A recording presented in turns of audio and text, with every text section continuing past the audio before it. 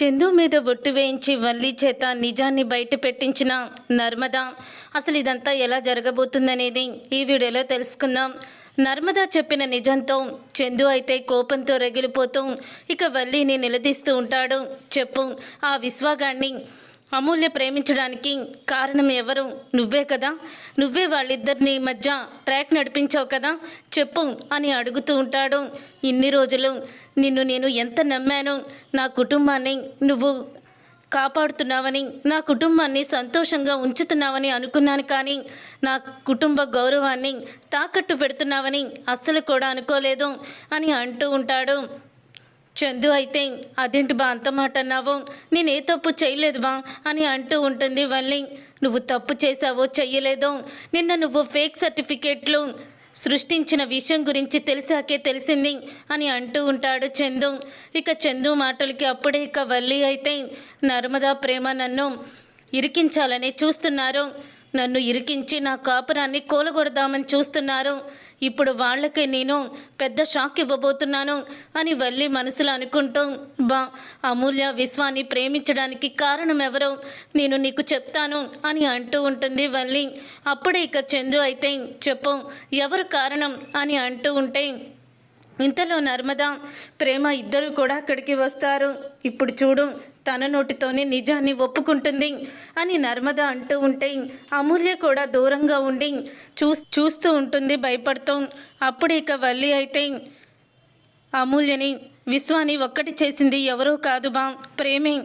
తన పుట్టింటి వాళ్ళని కలవడానికి లేదని తన అన్నయ్యకి అమూల్యనిచ్చి పెళ్లి చేస్తే తను పుట్టింటికి వెళ్ళి రావచ్చని ప్రేమే ఈ పథకం వేసింది. ప్రేమ చేసిన ఈ పనిని అందరి ముందు బయట పెట్టాలని అనుకున్నాను, కానీ మావయ్య గారు తట్టుకోలేరని, మళ్ళీ ధీరజు ప్రేమ విడిపోతారని వాళ్ళ గురించి ఆలోచించి నిజాన్ని బయట పెట్టలేదు బా అని అంటూ ఉంటుంది వల్లి. సర్టిఫికేట్ విషయంలో నేను అబద్ధం చెప్పొచ్చు, కానీ ఒక ఆడపిల్ల విషయంలో నేను అబద్ధం చెప్పను, దేవుడి మీద ఒట్టేసి చెప్తున్నాను అంటూ తన తల మీద ఒట్టేసి దేవుడి మీద ఒట్టు అని చెప్పి వల్లి అయితే అబద్ధం చెప్తుంది. అప్పుడే అది విని నర్మదా ప్రేమ షాక్ అయిపోతూ ఉంటారు. ఇక అమూల్య కూడా షాక్ అయిపోతూ ఉంటుంది. ఇంతలో ఇక చందు అయితే ఇక ప్రేమ దగ్గరికి వెళ్ళి, నువ్వు ఇంత దారుణంగా ప్రవర్తిస్తావని, నా చెల్లెలి జీవితాన్ని నాశనం చేస్తావని నేను అనుకోలేదు అని చందు అయితే ప్రేమని నిలదీస్తూ ఉంటాడు. అప్పుడే ఇక ప్రేమ అయితే అది కాదు బావా, అసలు నేను ఇదంతా చెయ్యలేదు, వల్లి హక్కే చేసింది అని అంటూ ఉంటుంది ప్రేమ. చూసావబ్బా, దేవుడి మీద ఒట్టేసి నేను నిజం చెప్పినా కూడా ఎలా నా మీద నిందలు వేస్తుందో ఈ ప్రేమ అని అంటూ వల్లి అయితే నటిస్తూ ఉంటుంది. నువ్వు నటించుకు వల్లి అక్క, ఎందుకు ఇప్పుడు కూడా నువ్వు నిజాన్ని దాచిపెడుతున్నావు, అమూల్య విశ్వాన్ని ప్రేమించడానికి కారణం నువ్వే కదా అని అంటూ ఉంటే అప్పుడే ఇక చందు అయితే మరి వల్లియే కారణమైనప్పుడు వల్లికి తెలుసని నువ్వెందుకు చెప్పావు నర్మదా, వల్లియే ఇదంతా చేసిందని నువ్వెందుకు చెప్పలేదు అని అడుగుతూ ఉంటాడు చందు.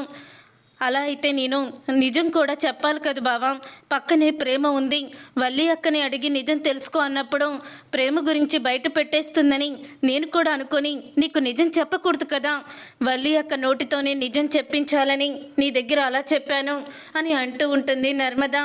అప్పుడే ఇక వల్లి అయితే బా నా మాట వింటావా వాళ్ళ మాట వింటావా, దేవుడి మీద ఒట్టేసి నిజం చెప్పిన నమ్మవా నువ్వు అని అడుగుతూ ఉంటే అప్పుడే ఇక వేదవతి వచ్చి చెంప పగలగొడుతుంది.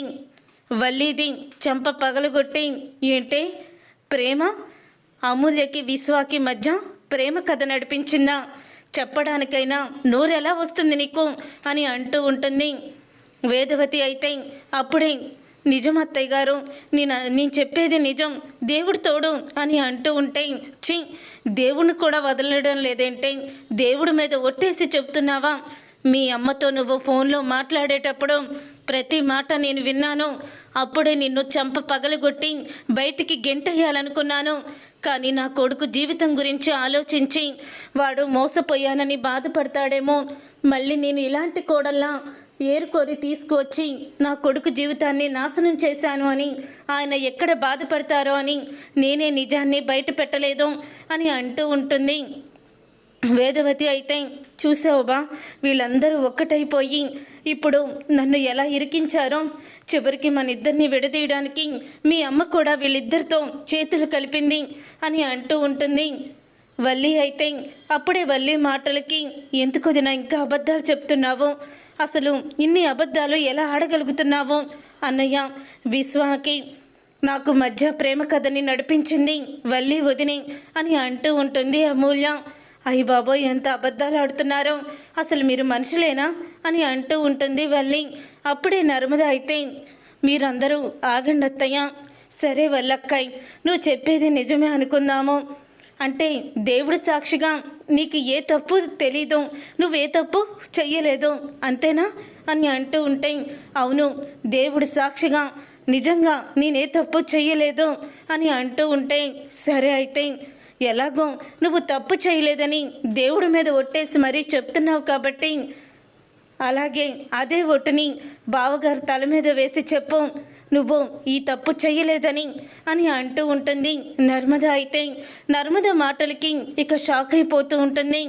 వల్లి అయితే అదేంటి దేవుడి మీద ఒట్టేసినా కూడా మీకు నమ్మకం కుదరడం లేదా అని అంటూ ఉంటే, నీకు దేవుడి మీద కన్నా బావగారి మీదే ప్రేమ ఎక్కువ కదా, అందుకని బావగారి మీదే ఒట్టు వెయ్యి అని అంటూ ఉంటుంది నర్మద.